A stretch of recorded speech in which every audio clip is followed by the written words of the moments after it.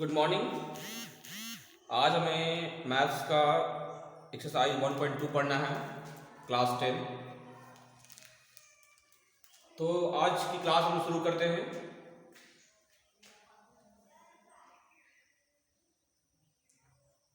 Exercise 1.2 class 10। Question 1 है कि निम्नलिखित संख्याओं को अभाज्य गुणनखंड के गुणनफल के रूप में व्यक्त कीजिए।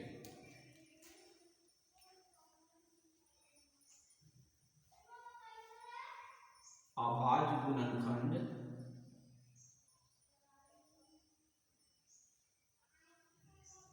के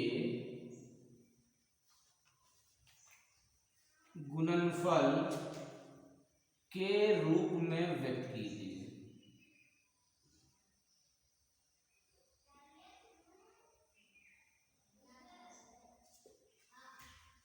ए नंबर पहला क्वेश्चन है 140। तो देखिए 140 कैसे तोड़ते हैं। आप लोग गुणनखंड करने आता होगा। पहले से 2 से भाग लगाते हैं, क्योंकि इकाई अंक में 0 है, 2 से भाग लग जाएगी। 2 से भाग लगाने का मतलब कि सीधा इसका आधा कर देंगे। 140 का आधा कितना हो गया? 70। फिर लास्ट में 0 है, 2 से भाग लग जाएंगे, इसका आधा हो गया 35। चूंकि लास्ट में 5 है इसलिए ये 2 से भाग लगेगा। 3 से ट्राई करते हैं। ये 3 और प्लस 5 8 हो गया। 3 प्लस 5 8। क्योंकि 8 जो है 3 का पहाड़ा में नहीं आता है, इसलिए ये संख्या 3 से भागने लगेगा। 5 से लग जाएगा, 5 सत्ते 35 और फिर 7 से लगेगा एक बार में। आप यहाँ इसको 140 लिख दीजिए और इन सबको गुना के रूप में लिखिए। 2 गुने 2 गुने 5 गुने 7। 2 बार है इसलिए 2 का पावर 2 गुने 5 एक बार तो 5 का पावर 1 गुने 7 का पावर 1। ये आपका हो गया उत्तर। आप इस तरीके से अभाज्य गुणनखंड के क्वेश्चन को बना सकते हैं। अगला क्वेश्चन हम देखते हैं। दूसरा क्या कहता है? तो दूसरा क्वेश्चन है कि पूर्णांकों के निम्नलिखित युग्मों के HCF और LCM ज्ञात कीजिए तथा इसकी जांच कीजिए कि दो संख्याओं का गुणनफल बराबर HCF गुने LCM। 26 और 91। देखिए हमें इसे कैसे करना है। सबसे पहले आप इसका LCM निकाल लीजिए और फिर इसी का HCF निकाल लीजिए।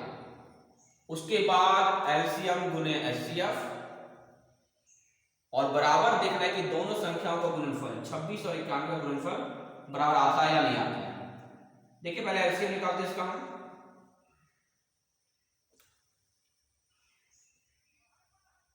26 तथा 91 का LCM। कई तरीके हैं, आप जिसे चाहे निकाल सकते हैं। 26 91 LCM निकालने आता होगा। इस सीधा 13 से भाग लगेगा। 13 दूनी 26 और 13 सत्ते 91। आप इन दोनों का कोई भी सहगुणनखंड नहीं है, इसलिए सीधा गुना कर दीजिए। 13 गुने 2 गुने 7। 13 दूनी 26, 26 सत्ते 182।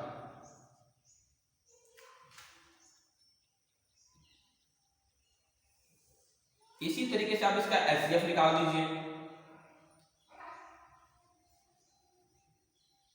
26 तथा 91 का HCF।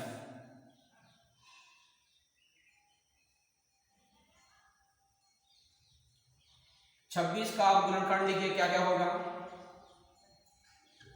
1 2 13 26। 91 का 1 7 13 और 91। ये दोनों इसमें मिल रहा है, ये सबसे बड़ी संख्या है, इसलिए ये आपका एचसीएफ हो गया। एचसीएफ निकल गया 13, एलसीएम निकल गया 182। अब आपको जांच करना है एलसीएम गुने एचसीएफ। यहां लिखिए जांच। पहले हम पहली संख्या को दूसरी संख्या जांच करते हैं। पहली संख्या गुने दूसरी संख्या।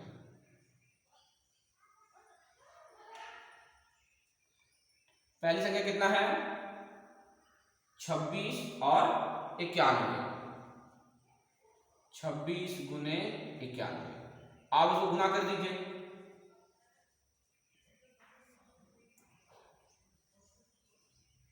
नौ छक्का 54 के 4, बाकी हाथ में 5, 9 दूनी 18 और 5 23, 6 4 2 6 2 3, 2366 आ गए इसके। अब हम जांच करते हैं अगली संख्या, मतलब कि एचसीएफ गुने एलसीएम। एचसीएफ कितना निकल गया? 13 और एलसीएम हमने निकाला है 182। इसको भी गुना करके देखते हैं। 182 गुने 13, 13 दूनी 26 के 6, बाकी हाथ में 2, 13 अठी 74 से 104 और 2 106, बाकी में 10, 13 का 13 और 10 23, कितने आ गए? 2366। तो इस तरीके से हमने क्या देखा, इसलिए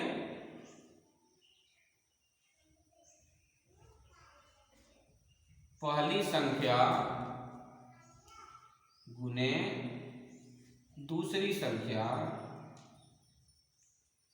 बराबर एलसीएम गुने एचसीएफ।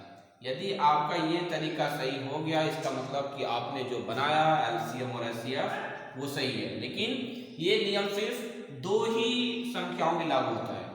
यदि दो से अधिक संख्याएं दे दिया जाए एलसीएम और एचसीएफ के लिए, तो इस तरीके से सत्यापित नहीं कर सकते हैं।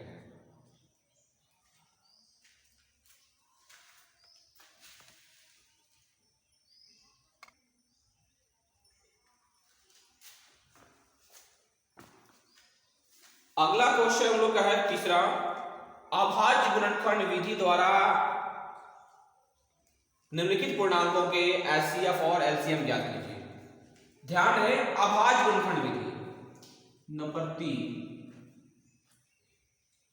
अभाज्य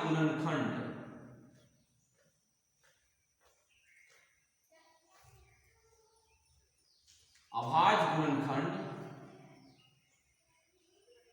विधि द्वारा एलसीएम तथा एचसीएफ निकालें। पहला क्वेश्चन है 12, 15, 21। चलिए एक एक करके पहले हम इसके अभाज्य गुणनखंड निकालते हैं। यहां 12 लिखिए आप। 12 को क्या लिख सकते हैं? 2 गुने 2 गुने 3। 15 को क्या लिख सकते हैं? 3 गुने 5। और 21 को 3 गुने 7। देखिए गुणनखंड करने के बाद आप इसके लिए बहुत ही आसान है, थोड़ा ध्यान दीजिएगा। सबसे पहले देखिए कि तीनों में 12, 15 और 21 के गुणनखंड में कौन ऐसी संख्या जो हमको तीनों में मिल रहा है? ये सिर्फ 3 मिल रहा है। तो जो सारे के गुणनखंड उभयनिष्ठ संख्या बन जाए वो हमारा एचसीएफ होता है। रही एलसीएम की बात, तो जो मिला आप पहले उसे एक ही बार लिखेंगे। तीनों में उभयनिष्ठ गुणनखंड, यदि कोई संख्या 2 में मिले 2 अंकों में, तो उसके लिए आप मात्र एक ही संख्या उतारेंगे। ये 3 हो गया, इन तीनों के बदले में एक बार, बाकी जो जो बचा उसे उतारते हैं। क्या बच गया? 2, इसमें क्या बचा 2, इसमें क्या बचा 5 और यहां बच गया 7। आप इसे गुना कर दें, 3 दूनी 6, 6 दूनी 12, 12 बचे 60 और 60 सत्ते 420। ये आपका हो गया एचसीएफ, ये हो गया आपका एलसीएम। और ये क्वेश्चन भी आपके लिए बहुत ही महत्वपूर्ण है परीक्षा की दृष्टि से। चलिए इसी का हम दूसरा क्वेश्चन बनाते हैं। अगला क्वेश्चन कहता है 17, 23 और 29। 17, 23 और 29।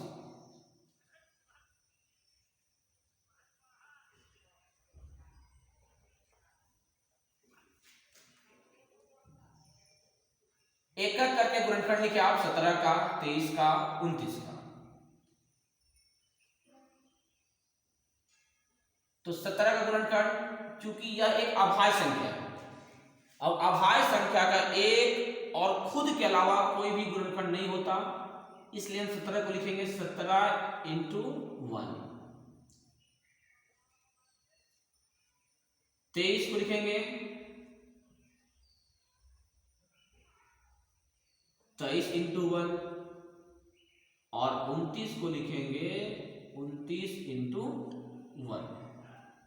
अब देखिए एक के अलावा इसमें कोई भी संख्या नहीं मिल रही है, तो ये हमारा हो गया एचसीएफ। और बात रही एलसीएम की, तो जो जो संख्या नहीं मिल रहा उसे गुना कर दें।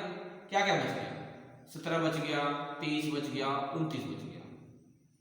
17 गुने 23 गुने 29, इन तीनों को आप गुना कर दें। देखते हैं, पहले 17 गुने 23, 17 51 की 1, बाकी में 5, 17 दूनी 34 और 5 39। आप इसे 29 से गुना कर दीजिए।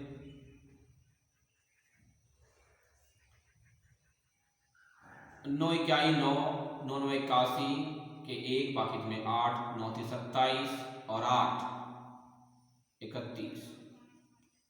यहां से 2 से गुना कीजिए, 2 इकाई 2, 2 9 18, 1 3 दूनी 6 और 1 7, 9 2 1 3, 8 1 9, 7 3 10। ये 10,939। ये आपका हो गया, ये हो गया एलसीएम, ये हो गया एचसीएफ।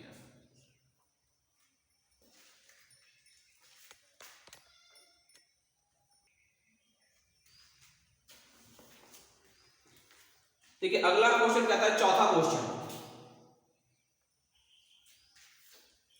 कि दो संख्याएं दिया गया है 306 और 657, उसका एचसीएफ है 9, तो हमें इसका एलसीएम निकालना है। एचसीएफ 306 और 657 का एचसीएफ दिया हुआ है 9, तो हमें एलसीएम निकालना है। 306 और 657 का एलसीएम क्या होगा?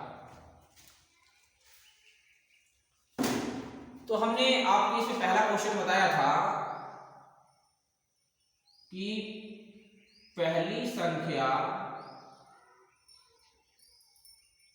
गुने दूसरी संख्या बराबर एलसीएम गुने एचसीएफ। पहली संख्या कितना 306, दूसरी संख्या 657।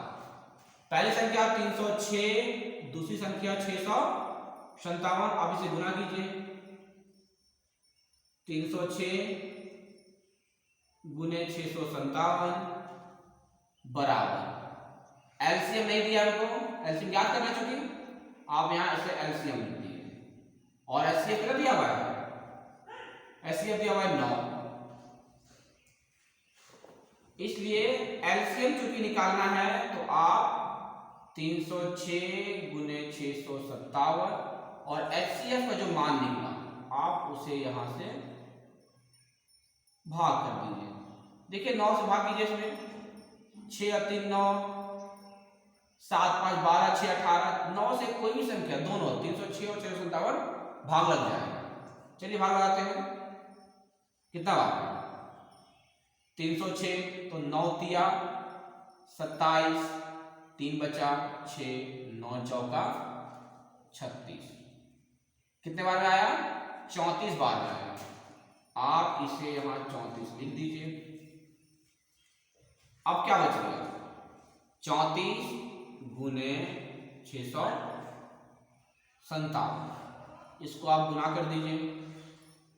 22,338 आएगा आपका LCM।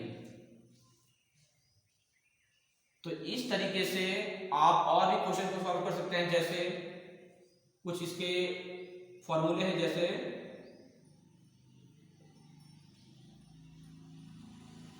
पहली संख्या गुने दूसरी संख्या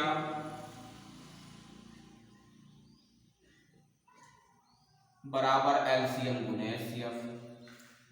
यदि आपको इसमें से पहली संख्या निकालना है, पहली संख्या निकालना हो और दूसरी संख्या दी गई हो, तब क्या करेंगे? LCM गुने HCF बटा में दूसरी संख्या। इसी प्रकार से यदि उनको दूसरी संख्या निकालना हो, दूसरी संख्या निकालना हो तब क्या करेंगे? यहां पहली संख्या थी, यहां दूसरी संख्या, दोनों का प्लेस को चेंज कर दो। LCM गुने HCF बटा में पहली संख्या।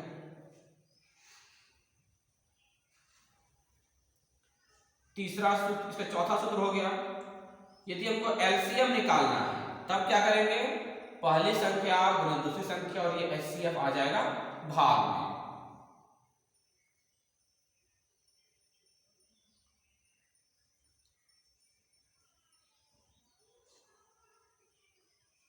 पहली संख्या गुने दूसरी संख्या बटा में HCF। इसी प्रकार से यदि आपको HCF निकालना हो तो क्या करेंगे? HCF बराबर पहली संख्या गुने दूसरी संख्या बटा में HCF। इस प्रकार के सारे क्वेश्चन आप इस सूत्र से बना सकते हैं और ये भी क्वेश्चन आपके लिए बहुत ही महत्वपूर्ण है परीक्षा की दृष्टि से, तो आप इसे थोड़ा ध्यान देंगे।